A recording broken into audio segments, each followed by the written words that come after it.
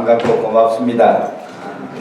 이번에 제가 책을 졸저를 하나 내면서 제 마음은 이게 제 일이라고 생각지 않고 우리 친교회 모든 목사님들의 그 마음을 제가 읽고 여러분들 대표해서 미리 이렇게 한 그 아젠다를 여러분에게 제안하는 마음으로 제가 이제 행정을 많이 하면서 무슨 회의를 하려고 하면은 그냥 안 되고 어떤 자료를 이렇게 제출하면 그 자료를 보면 할 말들이 많이 생겨요, 사람들이. 그래서 이제 회의를 하는 것처럼 제가 이제 여러분에게 이것을 우리 친교회 목사님들에게 우리들의 교회의 역사를 여러분에게 이제 제안을 하는 거예요.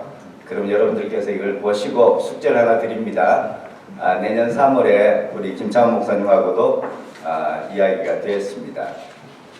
또 제가 부탁하면 거절하지 못할 사람인 줄 잘 알기 때문에 그래서 선교센터에서 내년 3월경에 혹은 4월 잘 모르겠어요. 친교에 맞춰서 그때 우리 침례 교회사에 대해서 관심이 있으신 모든 분들이 모여가지고 수정할 거 수정하고 보완할 거 보완하고 또 그 고칠 거 고쳐가지고 점점 완전해져가는 우리 교회사 이야기를 그렇게 다시 한번 그 편집을 해가지고 이제 출판을 다시 한번 2세를 생각하고 있습니다. 그러니까 여러분들 잘 읽어보시고 한 말씀씩이라도 보태주십시오. 그래서 잘못한 건 아주 혹독하게 말씀해 주시고 또 그 부족한 것들은 여러분이 가지고 있는 많은 부족한 것들을 제가 가지고 있는 것 중에서 부족한 것들을 여러분 보완해 주시기 바랍니다. 그래서 우리 신학교의 신앙을 지켜가는 우리 친교회 목사님들의 집단 지성으로 완성되어 가는 교회사가 되기를 바랍니다. 그리고 고맙고요. 이 시간에 제가 이 공적인 자리지만은 사적으로 제가 한 가지 일을 하려고 합니다. 양해를 바랍니다. 우리 박칠성 목사님을 잠깐 앞으로 모실게요. 박칠성 목사님 앞으로 나오십시오.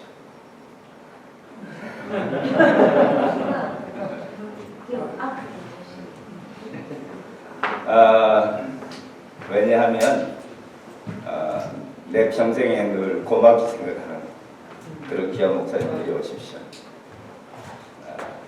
그래서 책도 한 권 나왔으니까 드리면서 감사를 표하고 싶습니다. 필자가 신학생 시절 왕복 20시간 거리의 예천에 있는 산골 교회를 설교자로 매주일마다 여행하다가 한 학기를 하고 나니까 코피가 쏟아져서 탈진되어 버리고 말았어요. 그래서 기숙사에 누워있을 때에 당시에 제일 성서 침례교회 집사님이셨어요. 우리 집사님께서 어떻게 그 소식을 들으셨는지 주일 오후에 기숙사를 찾아오셔가지고 저를 데리고 택시에 태워가지고 당시에 그 동네에 있는 대동병원으로 데려가가지고 주사 맞추고 치료해가지고 거뜬하게 일어나서 하나님 일을 할 수 있게 해주셔서 참 그 사랑이 감사하여서 이 박칠성 목사님께 이 저서를 권정하고 싶습니다.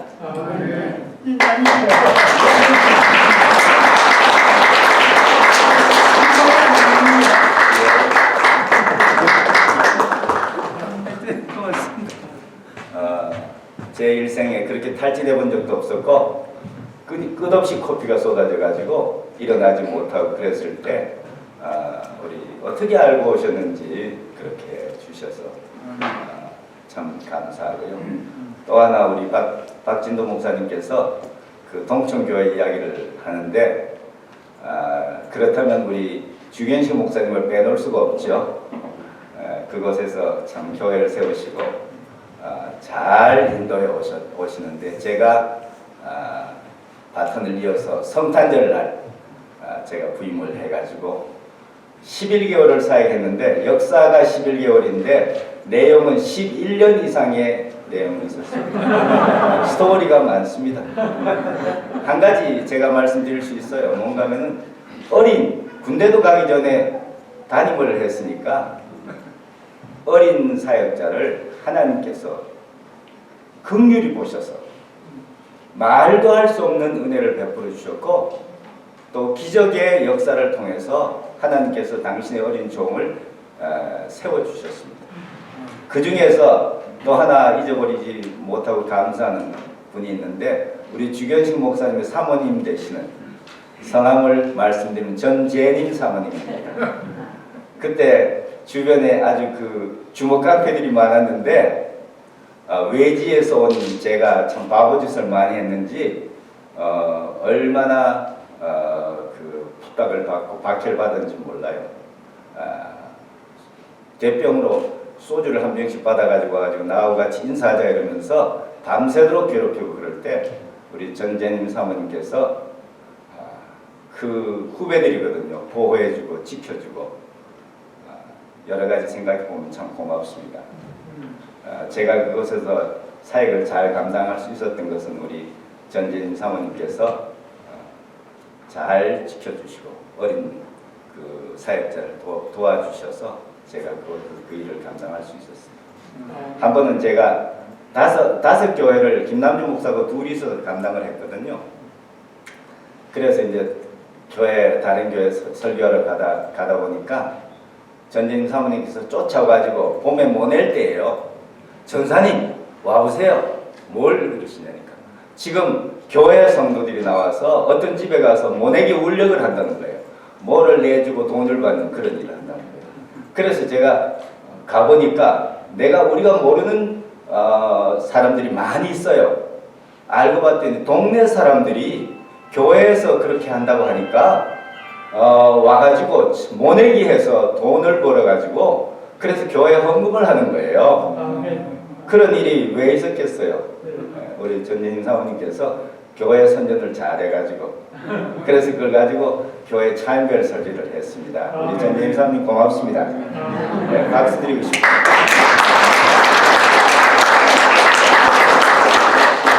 자, 오늘은 다 아는 내용이고 다 여러분이 가지고 있는 책을 잘 읽으신다고 여러분 약속하시면 20분에 끝낼 생각입니다.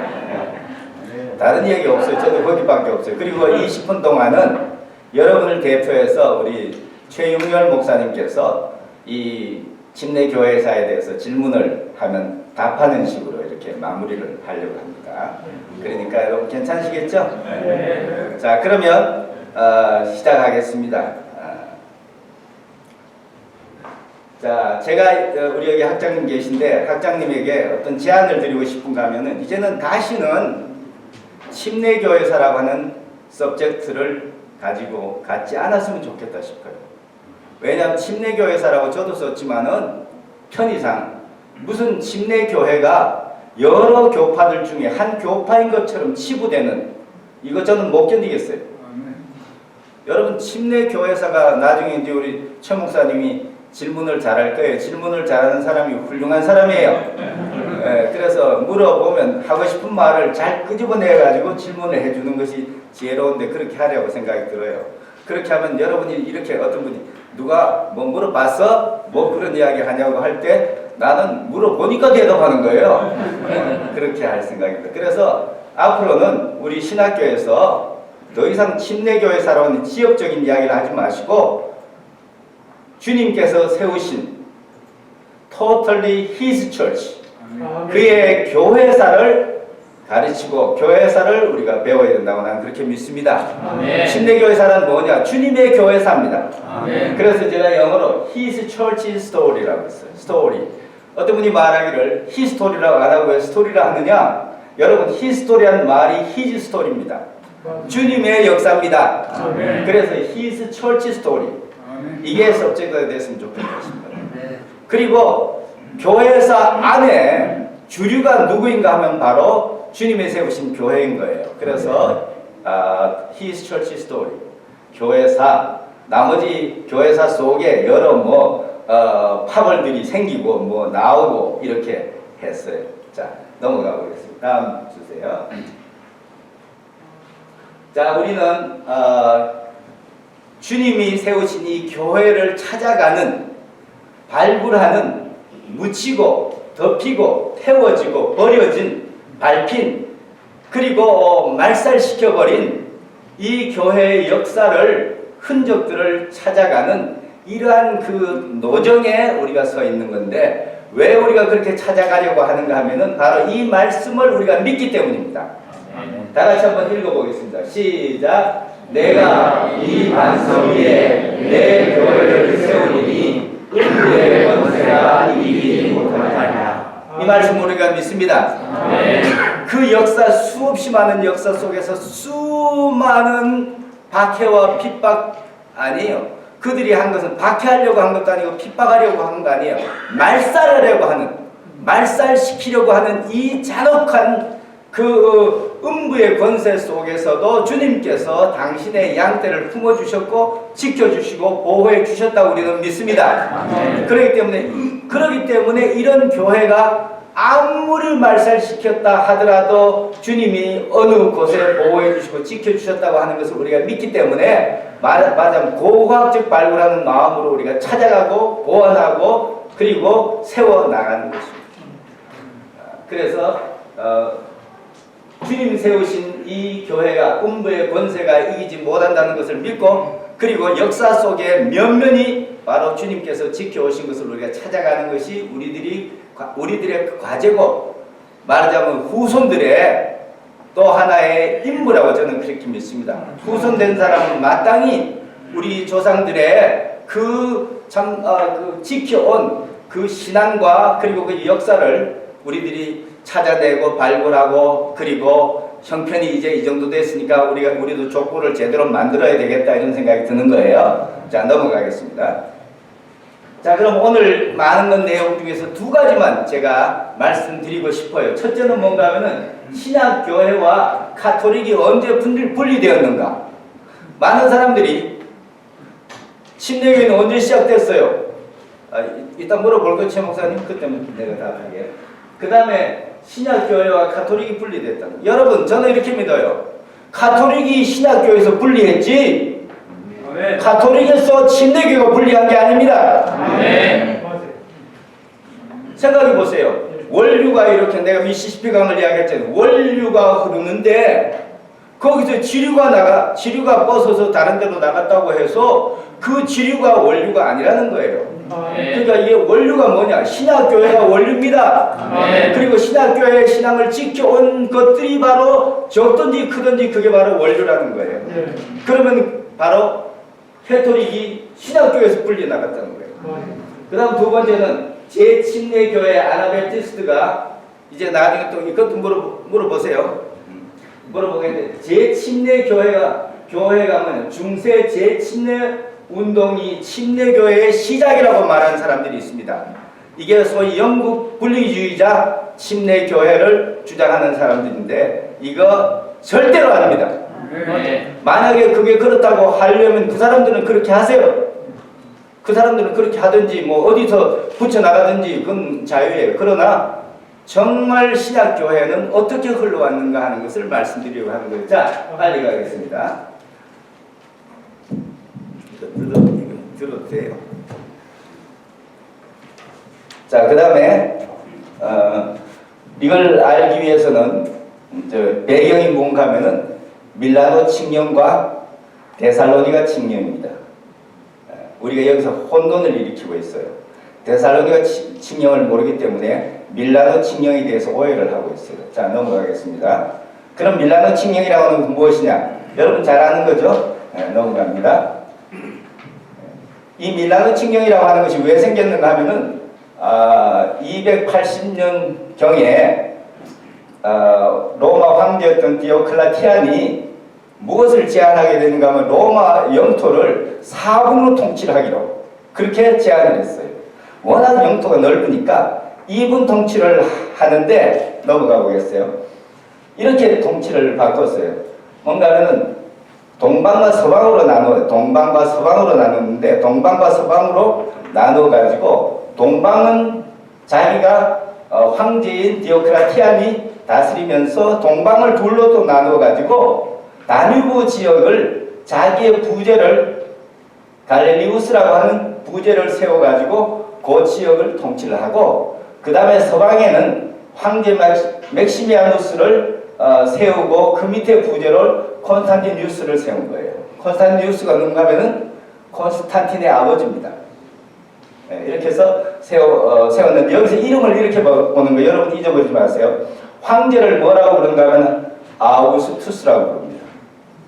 그 다음에 부제를 뭐라고 그런가 하면 시저, 우리말로는 가이사르 이렇게 부르는데 역사학자들이 이걸 혼돈을 해가지고 가이사르도 황제라고 부르고 아우구스투스 황제라고 불러가지고 온통 황제 투성이가 되고 마는데 그렇지 않아요.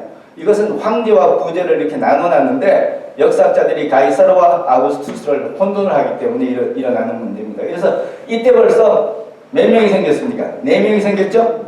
자, 이게 넘어갔어요.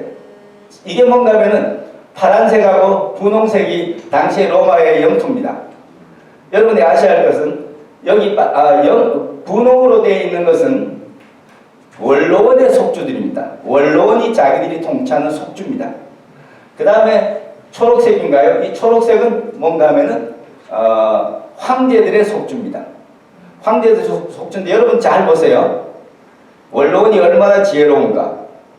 로마를 중심으로 하는 중요 요지는 전부 원로원의 속주가 됐고 그는 뭐냐면 로마가 원로원주의였으니까. 그 다음에 황제들은 외부에 이렇게 속주를 가지고 있는데 그건 왜 그런가 하면은 전쟁을 해가지고 영토를 빼앗아가지고 자기들이 황제의 그 속주를 만들었던 거예요. 그리고 절대로 황제들은 군대를 원로원의 속주에 주둔시킬 수가 없었어요. 그러니까 전쟁을 해서 승리를 해도 자기들의 속주에다가 군대를 주둔시키고 자기 혼자 필마단기로 로마에 들어올 수 있었던 거예요. 그건 말하자면 이런 거예요. 원로원들이 자기들이 속주를 황제의 속주가 보호하도록 둘러싸게 하고 황제는 절대로 무력으로 원로원 속주에 들어오지 못하도록 이렇게 했던 거예요. 그렇게 해서 여기 그러니까 동서를 어디로 구분했는가 하면은 이거 되나요? 이거 뭐 보이나? 이게 흑해예요. 흑해가 굉장히 중요해요. 역사 속에서. 흑해에 다뉴브 강이 여기 이렇게 흐르거든요. 그 다뉴브 강을 중심으로 요렇게 그 이태리 건너편 여기를 잘라가지고 요쪽은 동부, 요쪽은 서쪽, 그 다음에 여기 아프리카, 그러니까 이탈리아를 건너가 있는 이 북아프리카 지역이 바로 이 서부 지역에 속하는, 그러니까 서로마 했을 때는 요쪽, 동로마 했을 때는 요쪽을 말하는 거예요. 근데 여러분 제가 거기 책에다가 아프리카를 변호함이라고 하는 그 장문을 썼는데 여러분 우리가 생각하는 아프리카하고 당시 아프리카는 전혀 다릅니다. 이렇게 생각하면 돼요. 로마가 서울이라면 북아프리카는 강남입니다. 강남입니다. 그렇게 생각하시면 됩니다. 그러니까 당시에 이 아프리카가 그런 지역이었습니다. 그 당시에 최고의 그 족속이 누구냐? 로마에서 최고로 알아주는 족속이 누구인가 하면은 지금 대한민국에서 최고로 알아주는 족속은 누굽니까? 당연히 김씨죠. 김씨죠. 그러니까 김씨지만 그 당시에 최고의 족속은 뭔가 하면 이거예요. 아프리카 혈통, 그걸 퓨닉 브로드라고 그래요. 퓨닉 브로드. 아프리카 사람들의 혈통을 가진 사람이 로만 트레이닝, 로마식으로 훈련받은 사람이 최고예요. 잘생겼거든. 이 북아프리카에 여러분 만딩고족들이 바로 그 사람들이에요. 그러니까 잘생겼어요. 강자하고. 그런데 로만 트레이닝을 받았으니까 그래서 퓨닉 브로드 로만 트레이닝인데 그게 바로 우리 침례교 선조 중에 한 사람이었던 누굽니까?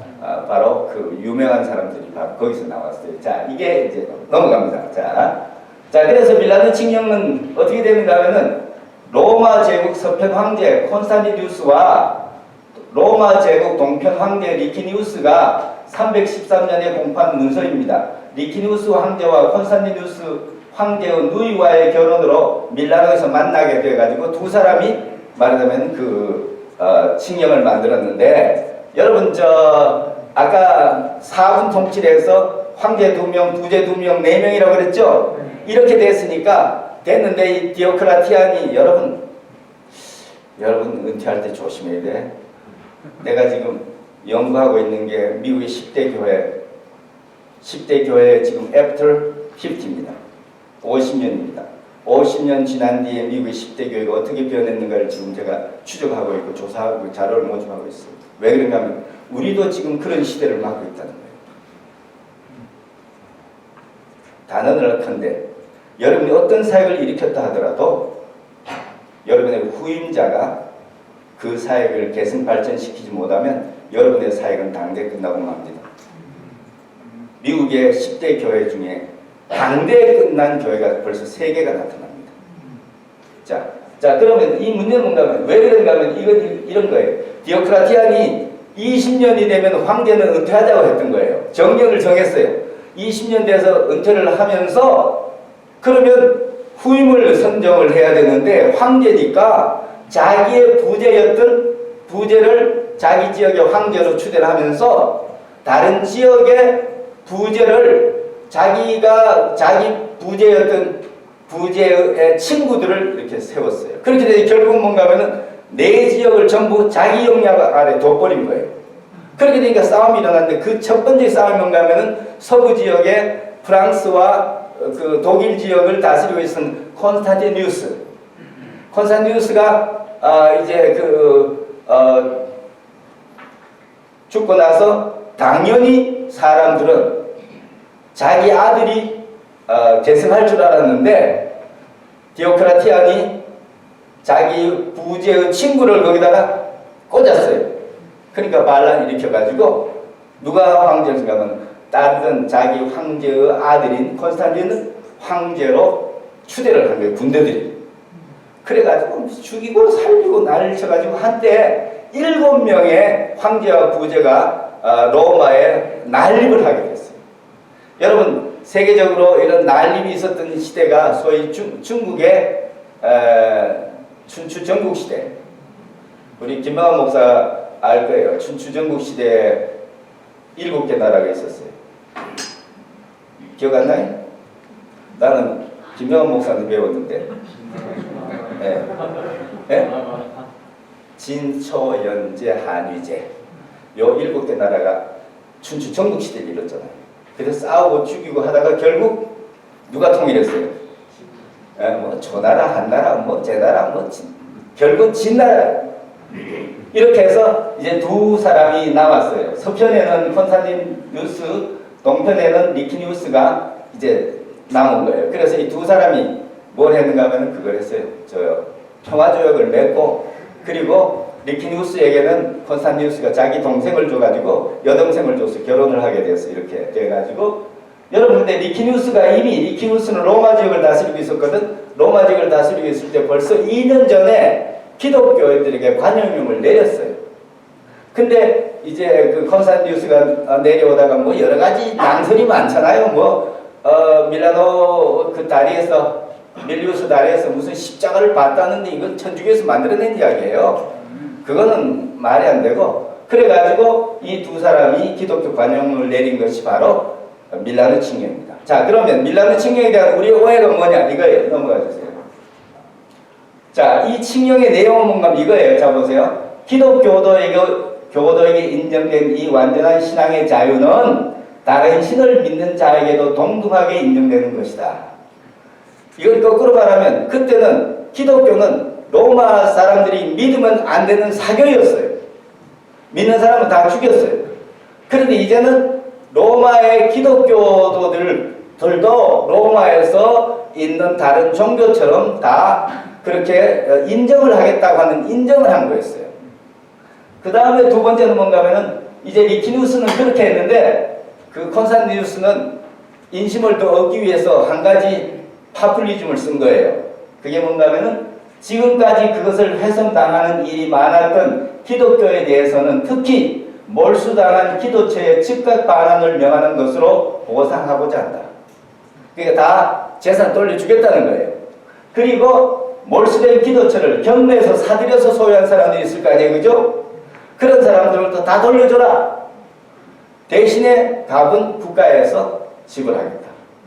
이렇게 해서 기독교의 관용을 내린 거예요. 근데 많은 사람들이 콘스탄티누스가 무슨 기독교를 국교로 했다는 등 그런 이야기는 여러분 오해입니다. 절대 아닙니다.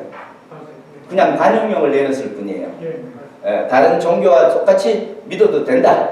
이렇게 하고 그 세력이 워낙 크니까 여러분 시온이 나남이 이준 목사가 나한테 이야기했나? 시온이 나남이라고 하는 사람이 로마 이야기라는 글 여러분 보셨죠? 거기 보면 이 당시에 로마의 5구역 중에서 2구역이 크리스찬 구역이었어요. 이 핍박 속에서도. 그러니까 정치를 하는 사람이 당연히 기독교인들의 그 지지를 끌어내려고 하는 것은 당연한 거예요. 그래서 이 사람이 기독교의 교회에 가입해서 기독교 활동을 함께 했어요. 콘스탄티누스가. 자, 이게 바로 그 밀라노 칙령입니다. 넘어갑니다. 이게 바로 밀라노 칙령 원문입니다. 여기 영어로 해놨고 여기 원문입니다. 자, 라틴어 하시는 분 혹시 여러분 중에 라틴어 여러분 물어보려고 그런 거 아니에요? 여러분 배웠던 적이 있으신 분? 라틴어 없어요? 본 적이 있는 사람? 난 알아. 여러분 중에 누구 벌써 라틴어를 고등학교 때 배웠을 거예요.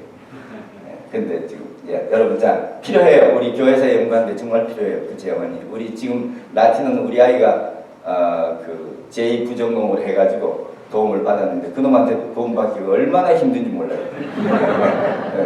자 넘어갑니다. 그 다음 데살로니가 칙령은 뭐냐? 데살로니가 칙령은 넘어갑니다. 데오도시우스 1세가 내린 칙령이에요. 데오도시우스 1세는 콘스탄틴 이어서 황제가 된 사람인데 어디로 천도했는가 하면은 그 데살로니가로 이미 로마 그 수도를 천도했어요. 그래 거기서 내린 칙령입니다. 그 칙령이 뭔가 하면은 380년 2월 27일에 발표를 했는데 내용은 뭔가 하면 교회를 카톨릭으로 칭하고 그때 벌써 교회 이름을 바꾼 거예요. 뭐라고? 카톨릭으로. 그리고 로마 제국의 국교로 정한다 이렇게 했어요. 그러니까 로마 제국의 국교로 정한 것이 콘스탄티누스가 아니고 바로 데오도시우스 1세의 데살로니가 칙령입니다. 이렇게 말했어요. 자, 여기 라틴어로 써 있어요. 누구 읽어보세요. 네, 우리 읽어보면 크리스티아노룸 카톨리코룸 이렇게 됐어요. 기독교란 무엇이냐? 카톨릭이다. 이렇게 바꾼 거예요. 이렇게 해서 카톨릭이라는 말이 역사 속에 등장을 합니다. 그리고 교회를 카톨릭이라고 바꿨습니다.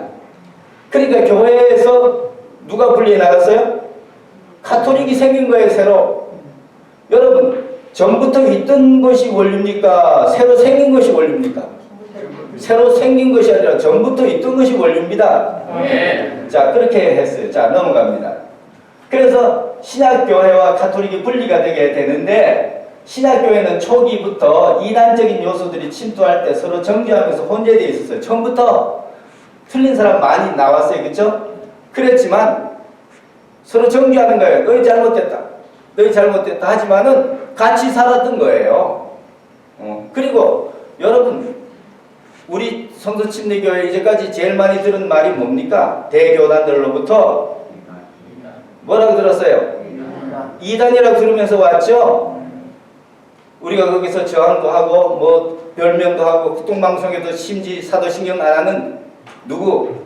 바로 성서침례교회가 바로 이단이다. 이렇게 했어요. 그래서 여러분 사실은 우리 교회 성도들에게 이건 대단히 죄송하지만은 기독교 방송이 참 위험한 방송이었어요. 그러나 그러면 어쩌라고? 우리가 무슨 뭐 그들로부터 이단 정죄를 받았기로서니 뭐 그게 어쩌라고? 그렇게 초대교회는 그렇게 살았던 거예요. 언제까지? 여러분 380년에 캐톨릭을 국교로 할 때까지도 그게 별 문제 없었어요. 콘스탄티누스가 기독교를 그렇게 해도 우리 도나티안이나 노바티안이나 이런 사람들이 다른 교회로부터 정죄를 받고 그렇게 해도 별 문제 없었어요. 왜냐하면 콘스탄티누스는 정치적이니까 서로 평화롭게 잘 지내라 그러지 말고 싸우지 말고 잘 지내라. 이렇게 늘 다뤄왔던 거거든. 그렇게 했는데 넘어가세요. 칼타고 회의라고 하는 것이 있었어요. 어거스틴이 396년에 어거스틴 여러분 잘 아시죠? 어거스틴에 대한 오해가 정말 많아요. 우리들 속에서. 어거스틴에 대해서 오해하지 마시고 제가 책을 잘 보시면 돼요. 저는 어거스틴이 396년에 아프리카 히포에 감독으로 부임했어요. 거기가 자기 고향이에요.